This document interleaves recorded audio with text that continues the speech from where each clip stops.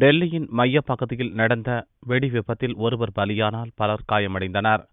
வடக்கு டெல்லியில் நெரிசல் மிக்க சாந்தினி சவுக் பகுதியில் உள்ள நயா பஜார் பகுதியில் குப்பை கொட்டும் இடத்தில் செவ்வாயன்று காலை 10:30 மணிக்கு பயங்கர சத்தத்துடன் மர்மப் பொருள் வெடித்தது. குப்பை பொறுக்கும் நபர் ஒரு கோணிப்பையை கையில் எடுத்தபோது அது வெடித்ததாக கூறப்படுகிறது. இதில் அந்த நபர் இறந்தார். இந்த சம்பவத்தில் காயமடைந்தவர்களை போலீசார் மீட்டு உடனடியாக மருத்துவமனைக்கு கொண்டு சென்றனர். வெடித்தது எத்தகைய வெடிபொருள் என்பது உடனடியாக தெரியவில்லை. வெடிகுண்டு நிபுணர்களும் தடயவியல் நிபுணர்களும் விரைந்து சென்று சம்பவ இடத்தில் ஆய்வு செய்தனர். அங்கு பட்டாசு தயாரிக்க பயன்படும் வெடிபொருட்கள் சிதறி கிடந்தன. அவற்றை கைப்பற்றி சோதனைக்கு அனுப்பினர்.